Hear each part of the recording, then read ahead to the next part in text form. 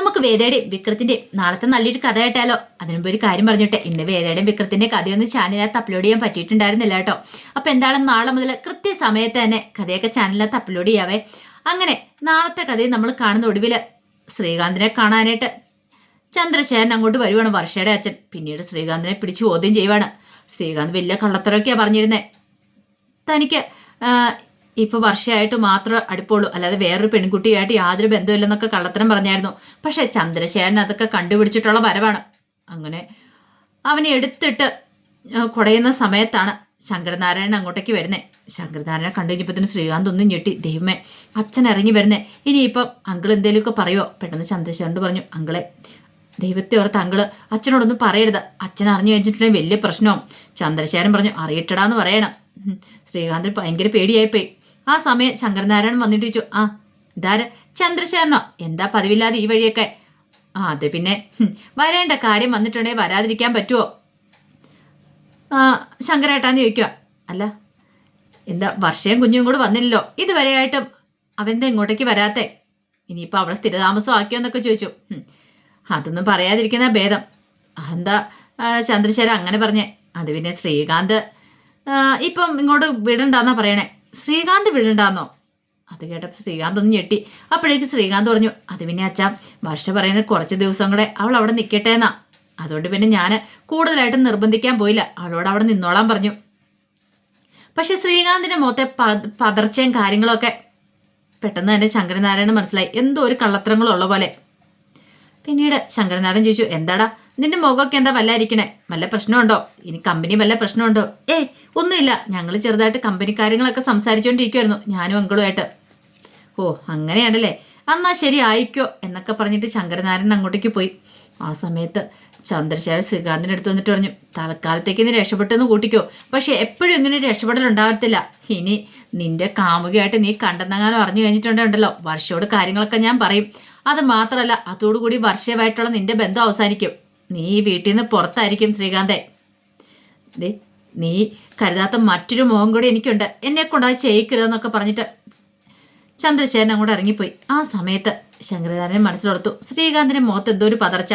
കാരണം ശ്രീകാന്തും ചന്ദ്രശേഖരനും തമ്മിൽ എന്തോ ഒരു പ്രശ്നം ഉണ്ടായിട്ടുണ്ട്. തന്നെ കണ്ടു കഴിഞ്ഞപ്പോഴത്തേനും രണ്ടുപേരും ശരിക്കും ഒന്ന് പരുങ്ങിയിട്ടുണ്ട്.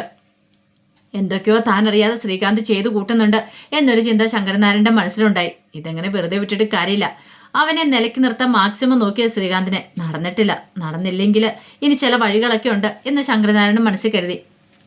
അതേ സമയത്ത് ചില തീരുമാനങ്ങളൊക്കെ എടുത്തിട്ടാണ് വേദ നേരെ വരുണിൻ്റെ വീട്ടിലേക്ക് പോകുന്നത്. അപ്പോൾ വരുണിനെ കാണണം, അവനെ കണ്ട് സംസാരിക്കണം എന്നൊരു ചിന്തയുണ്ടായിരുന്നുള്ളൂ. ഇനിയിപ്പോൾ ആരോട് പറഞ്ഞിട്ടും കാര്യമില്ല, ദീപ്തിയോട് പറഞ്ഞിട്ടും കാര്യമില്ല. ദീപ്തിയോട് പറഞ്ഞിട്ടുണ്ടെങ്കിൽ ദീപ്തി ഒരിക്കലും അത് അംഗീകരിക്കാൻ പോകുന്നില്ല.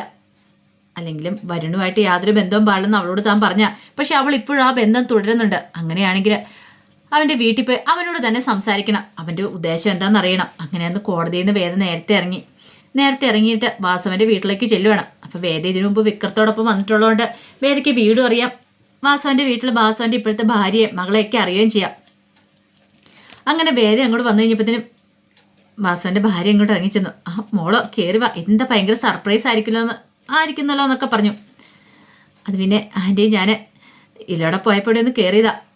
അതൊന്നുമല്ല, എന്തോ ഒരു കാര്യമില്ലാതെ മോളിങ്ങോട്ട് വെറുതെ വരില്ല എന്ന് എനിക്കറിയാം.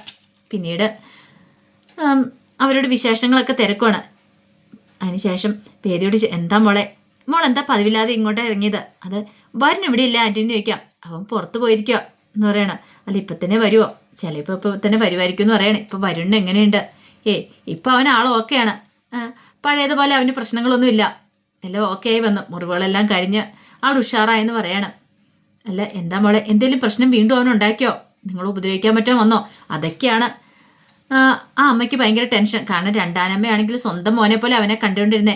പക്ഷേ എങ്കിൽ അവൻ്റെ ഒരു പെൺകുട്ടിയെ റേപ്പ് ചെയ്യാൻ ശ്രമിച്ച ഒടുവിൽ ആ പെൺകുട്ടിക്ക് സംഭവിച്ച ദുരന്തങ്ങളൊക്കെ വിക്രമൊക്കെ പറഞ്ഞിട്ടുണ്ടായിരുന്നു. അതറിഞ്ഞത് മുതൽ അവർക്ക് ഭയങ്കര ദേഷ്യം ഉണ്ടായിരുന്നു വരുണിനോട്. തനിക്കും ഒരു മകളുണ്ടല്ലോ, അവൾക്ക് നാളെ ഇങ്ങനെ സംഭവിച്ചിട്ടുണ്ടെങ്കിൽ എന്തുമാത്രം തനക്ക് വേദനിക്കും. അപ്പോൾ ആ അച്ഛൻ്റെ അമ്മയുടെ കാര്യം പറയാനുണ്ടോ? അതൊക്കെ ആ അമ്മയ്ക്ക് നന്നായിട്ട് അറിയായിരുന്നു. അതുകൊണ്ടാണ് വേദോട് ഇങ്ങനെയൊക്കെ ചോദിക്കുന്നത്. അപ്പോഴേക്കും വേദ പറഞ്ഞു, അതൊന്നും അല്ല ആൻറ്റി, പിന്നെ എന്താ കാര്യം? അപ്പോഴേക്കും വേദ ആ കാര്യം പറയണം. അതെ, എൻ്റെ അനുജത്തി ദീപ്തിയുണ്ട്, അവളും വരുണും തമ്മിൽ ഇപ്പോൾ അടുപ്പത്തിലാന്ന് പറയണം. അടുപ്പത്തിലോ? അതെ, പ്രണയത്തിലാണ്.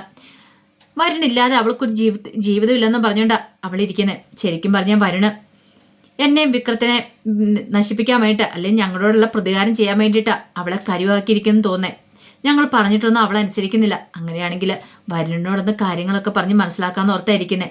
ഈ ബന്ധം അങ്ങനെ വീട്ടിൽ അറിഞ്ഞിട്ടുണ്ടെങ്കിൽ അച്ഛനൊന്നും ഒരിക്കലും സഹിക്കാൻ പറ്റില്ല. കാരണം അറിയാലോ, ഞങ്ങളുടെ കുടുംബത്തിലെ കാര്യങ്ങളൊക്കെ അറിയാലോ. ഞാൻ പോകുന്ന പോലും അച്ഛനെ സഹിച്ചിട്ടില്ല. അപ്പം പിന്നെ ഇനിയിപ്പോൾ ദീപ്തിയും കൂടെ അങ്ങനെ ചെയ്തിട്ടുണ്ടെങ്കിലോ, പിന്നെ എൻ്റെ അച്ഛൻ അറ്റാക്കൊക്കെ വന്നിട്ടിരിക്കുന്ന, ഇനി എന്ത് സംഭവിക്കുമെന്ന് പോലും പറയാൻ പറ്റില്ല. അതുകൊണ്ട് ആൻറ്റി ഒരു കാര്യം ചെയ്യണം, വരുവാണെങ്കിൽ വരുണിനെ ഒന്ന് ഉപദേശിക്കണം എന്നൊക്കെ പറയണം. അങ്ങനെ സംസാരിച്ചുകൊണ്ടിരിക്കുന്ന സമയത്ത് വരുൺ അവിടേക്ക് വരുന്നേ. വരുണിനെ കണ്ടു കഴിഞ്ഞപ്പോഴത്തേനും പെട്ടെന്ന് അവരവളും കൂടി ചെന്നു, വരുണിൻ്റെ അമ്മയും കൂടി ചെന്നു. എന്നിട്ട് ചോദിച്ചു, എടാ എനിക്ക് ചില കാര്യങ്ങളൊക്കെ അറിയണം. എന്താ അമ്മേ? കാര്യം എന്താ? ഈ നിൽക്കുന്ന ഇവരെ നീ അറിയുമോയെന്ന് ചോദിക്കണം. അറിയാം. എങ്ങനെ അറിയാം? അത് നീ പറയടാ. വിക്രത്തിൻ്റെ ഭാര്യ എന്ന് പറയണം. ഓ, അപ്പം നിനക്ക് കാര്യങ്ങളൊക്കെ അറിയാല്ലേ? അല്ല, ഇവരിപ്പോൾ ഇവിടേക്ക് വന്ന എന്തിനാണെന്നറിയാവോ? അതും എനിക്കറിയാമെന്ന് പറയാം. അപ്പം എല്ലാം നീ മനസ്സിലാക്കിക്കൊണ്ടായിരുന്നല്ലോ അല്ലേടാ? അപ്പം നീ മനഃപൂർവ്വം അല്ലേ? എടാ, നിന്നെ ഉണ്ടല്ലോ, ഇതിനേക്കാളും ഭേദം നീ അവിടെ നിന്ന് ഇങ്ങോട്ട് രക്ഷപ്പെട്ട് വരണ്ടായിരുന്നു ഹോസ്പിറ്റലിൽ നിന്ന്. അവിടെ കിടന്ന് മരിച്ചാൽ മതിയായിരുന്നു. ഒരു പെൺകുട്ടിയുടെ ശാപം ഇപ്പം നിന്റെ തലയ്ക്ക് മേളിലുണ്ട്. അടുത്ത ഇനി ദേ ആ ദീപ്തി എന്ന് പറയുന്ന പാവം പിടിച്ച പെൺകുട്ടിയെയും കൂടെ നശിപ്പിക്കാനാണ് നിന്റെ വിചാരം എന്ന് പറഞ്ഞിട്ട് വരുണിൻ്റെ കരണം തീർത്ത് ഒറ്റ കൂടെ പൊട്ടിക്കണം. വരും പറഞ്ഞ്, അമ്മേ ഞാൻ മിണ്ടരുത്. നീ എന്തിനാടാ ഇങ്ങനെ ജീവിച്ചിരിക്കുന്നേ? മനുഷ്യനെ കൊണ്ട് പറയിപ്പിക്കാൻ വേണ്ടിയിട്ട്. നിനക്ക് പോയി വല്ല ചത്തൂടെ എന്നൊക്കെ പറയണം. വേദ പറഞ്ഞ് വരണേ. ദേ, നീ ഉദ്ദേശിച്ച പോലെ ഒന്നും അല്ല കാര്യങ്ങൾ. ദീപ്തിയെ നീ എന്താണെങ്കിലും കൂടെ കൊണ്ടു നടക്കുന്നേ. അതിൻ്റെ പിന്നിൽ രഹസ്യം ഞങ്ങൾക്കറിയാം. വിക്രത്തിനെ ലക്ഷ്യം വെച്ചാൽ പോണേന്ന് പറയാം. പക്ഷെ അതൊരു കാരണവശാലും നടക്കാൻ പാടില്ല. നീ നിന്റെ അച്ഛനും ഒക്കെ ഞങ്ങളെ നശിപ്പിക്കാനായിട്ട് ഇറങ്ങി തിരിച്ചിരിക്കുന്നേ.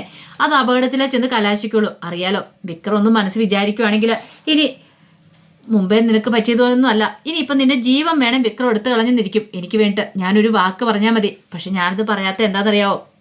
എൻ്റെ ഭർത്താവാണ് വിക്രം. അങ്ങനെ ഒരിക്കലും വിക്രം ഒരു പ്രവൃത്തി ചെയ്തുകൂടാ. ഞാൻ വിക്രത്തെ നന്നാക്കാൻ വേണ്ടി ശ്രമിച്ചുകൊണ്ടിരിക്കുന്നത്. ആ സമയത്ത് നീ ഒരു പ്രശ്നമായിട്ട് ഇടയിലേക്ക് വരില്ല. ദീപ്തിയുടെ പിന്നാലെ നടന്ന് ശല്യം ചെയ്ത് നീ ദീപ്തിയും കൂടെ ഒന്നായി ഞങ്ങളെ തോൽപ്പിക്കാനാ ഭാവമെങ്കിൽ അതൊരിക്കലും ഞങ്ങൾക്ക് സഹിക്കാൻ പറ്റുന്ന കാര്യമില്ല. നിനക്കറിയാലോ, എൻ്റെ അച്ഛനൊക്കെ ഇത് അറിഞ്ഞിട്ടുണ്ടല്ലോ, പിന്നെ നിന്നെ വെറുതെ വിടത്തില്ലെന്ന് പറയണം. അത് കേട്ടപ്പോൾ വരും പറഞ്ഞു, ചേച്ചി എന്ത് വെള്ളം പറഞ്ഞു, പക്ഷെ എനിക്ക് പറയാനുള്ളതും കൂടെ ചേച്ചി കേൾക്കണമെന്ന് പറയാം. എന്ത് നിനക്കിനി എന്താ പറയാനുള്ളത്? ഒരു പാവം പിടിച്ച പെൺകുട്ടിയുടെ ജീവിതം നീ നശിപ്പിച്ച് കളഞ്ഞില്ലേടാ. ആ പെൺകൊച്ചിൻ്റെ അച്ഛൻ്റെ അമ്മയുടെ മനസ്സ്, അവർക്ക് ആ മോളോടുള്ള സ്നേഹം, അതൊന്നും നിനക്ക് പറഞ്ഞാൽ മനസ്സിലാവില്ല. കാരണം നിന്റെ തലയിലേക്ക് അതൊന്നും കയറത്തില്ല. അപ്പോഴേക്കും വരും പറഞ്ഞു, ചേച്ചി പറയുന്നത് എന്തും കേൾക്കാനായിട്ട് അർഹനായവണം ഞാൻ. കാരണം അന്നൊക്കെ ഞാൻ ഡ്രഗ്സിന് അടിമയായിരുന്നു. അന്ന് ആ സമയത്ത് അങ്ങനെ ഞാൻ പലതും ചെയ്തു. പക്ഷെ ഇപ്പം എനിക്ക് അതിലൊക്കെ നല്ല പശ്ചാത്താപമുണ്ട്. ആ പെൺകുട്ടിയെ കണ്ട് മാപ്പുറണമെന്നൊക്കെ എനിക്കുണ്ടെന്ന് പറയണം. ആ സമയം വേദ പറഞ്ഞു, നിന്റെ അഭിനയം എന്താണെന്നും കൊള്ളാം, നീ തകർത്ത് അഭിനയിക്കുന്നുണ്ട്. പക്ഷെ ഇതൊന്നും ഈ വേദയുടെ അടുത്ത് വേണ്ട. ഒന്നുമല്ലെങ്കിൽ ഞാൻ ഒരു വക്കീലല്ലേ. ആയിക്കോട്ടെ ചേച്ചി, വക്കീലന്മാരുടെ ഡോക്ടർമാരോടും കള്ളം പറയാനല്ലേ പറയണേ. പക്ഷെ ഞാനിവിടെ ചേച്ചിയോട് കള്ളത്തരമൊന്നും പറയണില്ല.